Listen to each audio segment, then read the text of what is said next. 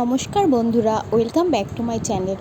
আশা করছি সবাই খুব ভালো আছো। আজকে আমি অনেক দিন পর চলে এসেছি একটি নতুন রেসিপি নিয়ে। এর নামটা আমি যদিও জানি না কি, কিন্তু এটা আমার মেয়ের খুবই ভালো লাগে, তো আমি সেজন্য ভাবলাম চলো এটা সবার সঙ্গে আমি শেয়ার করি। তো এটা তোমরা দেখতেই পাচ্ছ, এটা একটা কোনো কিছু ভাজা হচ্ছে। এবার কি ভাজা হচ্ছে সেটা আমি তোমাদেরকে বলছি। এর জন্য লাগবে আলু সেদ্ধ, যেটাকে আমি খোসা সমেতই সেদ্ধ করে নিয়েছিলাম। সেটার খোসাগুলো ভালো করে ছাড়ালাম। ছাড়ানোর পরে সেটাকে আমি চামচ দিয়ে ভালো করে ঘেঁটে দিয়েছি, তোমরা দেখতেই পাচ্ছ সেটা। এরপরে এর সঙ্গে আমি কিছু মশলা মেশাবো হচ্ছে বিট নুন, মেশাবো ভাজা জিরের গুঁড়ো, মেশাবো কাশ্মীরি লঙ্কার গুঁড়ো, মেশাবো ধনে গুঁড়ো, গরম মশলার গুঁড়ো। আর আমার কাছে যেদিন এটা আমি বানিয়েছিলাম সেই সময় ধনেপাতাটা ছিল না। ধনেপাতাটা দিলে পরে এটার টেস্টটা আরও বেড়ে যায়। তো যাই হোক, যা যা আমি মেশালাম সবটাই আমি বললাম।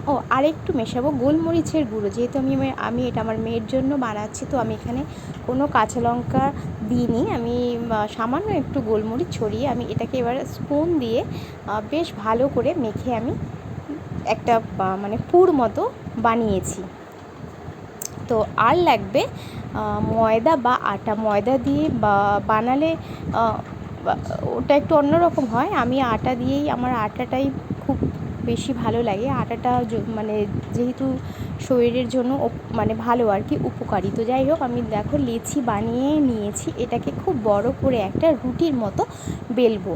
এটা আমার চাটুটা যেহেতু ছোট, এটা আরও বড় চাটু হলে ভালো হতো জিনিসটা। এবার ঠিক মাঝখানটাতে একটা গ্লাস আমি বসিয়েছি। কেন বসিয়েছি সেটা আমি বলছি এক্ষুনি, তোমরা সেটা বুঝতে পারবে। এবার বাকি যেটুকু অংশ রুটির বাকি থাকলো, পুরোটাতেই আমি যে আলুর যে পুরটা আমি করেছি সেটা আমি ভালো করে পুরো স্পুন দিয়ে নাড়িয়ে নাড়িয়ে পুরো ওইটা রুটির কোনো অংশটা আর দেখা আর কি যাবে না। পুরো আলুর পুরটাকে পুরো ছড়িয়ে ভালো করে দেবো।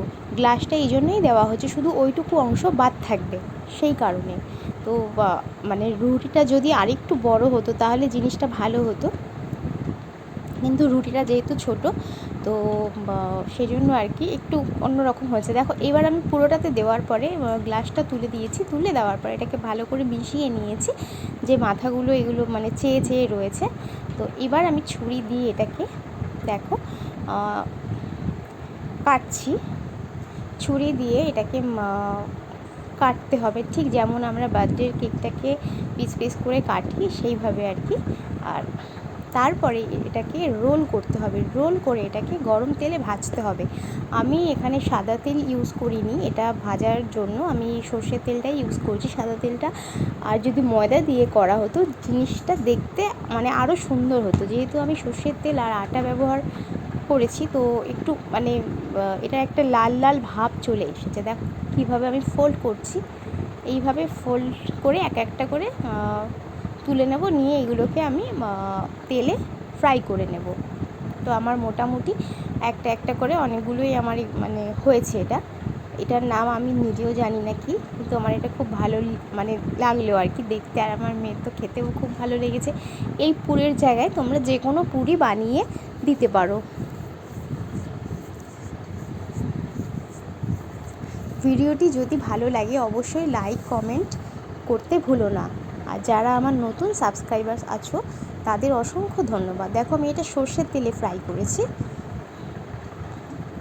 একটা একটা করে দিয়ে চারিদিকটা আমি ভালো করে ভেজে নেব। ভেজে নেওয়ার পরে এটাকে সস দিয়ে গরম গরম খেতে সত্যিই খুবই ভালো লাগে।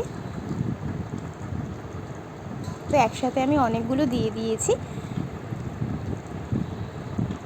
এগুলো আমার মেয়ের বায়নার জন্যই আমাকে আর কি বানাতে হয়। ও শুধু নিত্য নতুন খাবার চাই। দেখো, এটা সর্ষের তেল যেহেতু লাল লাল, আর আটাও একটু লাল লাল হয়, তো এই জিনিসটা একটু রেড রেড ভাব, একটা হালকা হালকা ব্রাউন, ডার্ক ব্রাউন কালারটাই বেশি এখানে চলে আসছে। এটা যদি সাদা তেলে করা হতো আর যদি ময়দা হতো তাহলে এটার যে জিনিসটা ভালো দেখতে বোঝা যেত। তো আমার মোটামুটি ভাজা কমপ্লিট হয়ে গেছে। তো আমি একটা একটা করে তুলেই নিলাম প্লেটে। একটা স্টিলের প্লেটে আমি তুলেছি, কারণ এগুলো এখন গরম। তো দেখো দেখতে মোটামুটি খারাপ হয়নি, ভালোই লাগছে। তো তারপর আমি একটা প্লেটে সুন্দর করে এটাকে আমি সাজিয়ে মেয়ের সামনে দিলাম। এবার আমার মেয়েকে তো জিজ্ঞাসা করলাম কেমন হয়েছে, তো খুবই ভালো লেগেছে।